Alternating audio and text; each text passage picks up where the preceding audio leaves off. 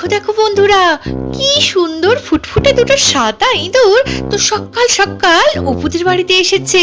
আবার দুজনে মুখোমুখি কি যেন কথা বলছে। আরে বাপরে, এদিকে সমস্ত ধান তো আশিস মাঠ থেকে এনে মরায়ের কাছেই রেখেছে, আর ওরা দুজনে তো এদিকেই আসছে। তাহলে কি এবার ওরা ধানগুলো খেয়ে নেবে নাকি? তাহলে দেখতে থাকো সম্পূর্ণ ভিডিওটি। আরে আরে, একজন তো ধানের একেবারে উপরে উঠে গেছে, আর একজন নিচ থেকে খুব ধান খাচ্ছে। দুজনের মনে হয় খুব খিদে পেয়েছিল। এ কি, ওরা তো এরপর রান্নাঘরের দিকে যাচ্ছে, কিন্তু হাঁড়িতে মুখ দিয়ে ওটা কি করছে? আচ্ছা, হাঁড়িতে তো জল রাখা ছিল, ওরা তাহলে জলই খাচ্ছে। এরপর মনে হয় চলে যাবে। হাই হাই হাই, এ তো দুজনেই নারকেল গাছে উঠছে। আজ অপুদের কি কি অনিষ্ট করবে কে জানে। এরপর গাছ থেকে ঝাঁপ দিল বাড়ির ছাদে। খাওয়া দাওয়া করে ওরা তো বেশ খেলায় মেতেছে। এই দেখো, একজন নাচ করছে আর অন্যজন দেখছে। মনে হচ্ছে একজন খুব শান্ত আর অন্যজন খুব দস্যি। এই ঘরের ছাদ থেকে তো ওরা লাফ দিল রান্নাঘরের ছাদে। এরপর রান্নাঘরের ছাদ বেয়ে নেমে এখন রান্নাঘরের তাকের সমস্ত জিনিস ফেলে দিচ্ছে।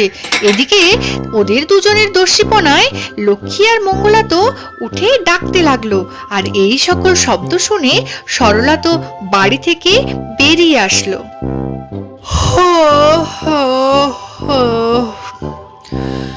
সকাল সকালে কি শব্দ? ভূমিকম্প হচ্ছে নাকি?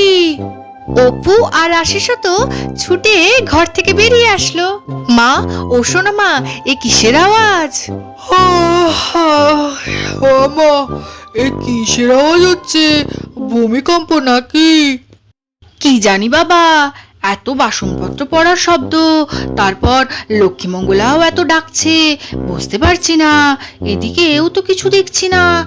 আমাদের সুন্দরী বিড়ালটাও তো কিছুদিন ধরে বেপাত্তা। তাহলে কি হতে পারে? এই বলে তো সকলে এদিক ওদিক দেখতে লাগলো। আর তখনই অপুর লক্ষ্য পড়লো রান্নাঘরে দুটো ফুটফুটে সাদা ইঁদুর। ও সোনামা, সোনামা, এদিকে এসো। হ্যাঁ গো, তুমি শুনছো? দেখো দেখো, কি সুন্দর দুটো ইঁদুর রান্নাঘরের সব তছনছ করেছে। হ্যাঁ রে মা, তোর আক্কেলখানি বলিহারি, সব তছনছ করেছে ইঁদুরে। আর তুই কিনা বলছিস কি সুন্দর ফুটফুটে ইঁদুর। আরে দেখোই তো। ও মা, অপু সত্যি কথাই তো বলছে। দেখো দেখো, কি সুন্দর।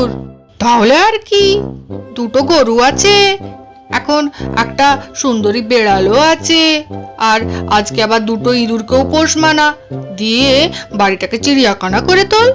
এটাই বাকি আছে আমার দেখার। এই বলে সরলা তো রেগে চলে গেল। হ্যাঁ গো, শুনছো? আর যাও না, ওগুলোকে আনো না গো, আমি খেতে দেবো ওদেরকে। আর খেতে দেবে? দেখো ধানগুলোকে কেমন চড়িয়েছে, এ দুটোরই কাণ্ড মনে হচ্ছে। এই যা যা। আরে আরে, যা যা নয়, বলো আয় আয়, এই এদিকে আয়, এদিকে আয়। কিন্তু তোমার এ অবাক পায় না? ইঁদুর আসে, খায়, চলে যায়, ওরা আবার পোষ মানে নাকি? মাঠে যতদিন ধান ছিল ওরা মাঠেই থাকতো। এখন বাড়িতে সবার ধান চলে এসেছে, তাই সব বাড়িতে আনা দিয়েছে। ওদের তুমি ধরে রাখতে পারবে না। ধরে রাখবো কেন? ওদের প্রতিদিন খেতে দেব, আদর করব, তারপর ছেড়ে দেব। আয় না রে, তোদের খেতে দেব, আদর করব, তোরা প্রতিদিন আসবি আর আমার আদর খেয়ে যাবি। আয় না রে সোনারা। কি অদ্ভুত ভাবে ইঁদুর দুটো অপুর পায়ের কাছে এসে ঘুরতে লাগলো। ওরে আমার সোনারা, খিদে পেয়েছে বল তোদের? খিদে পেয়েছে? আয় আয়। এই বলে অপু তো আদর করতে লাগলো।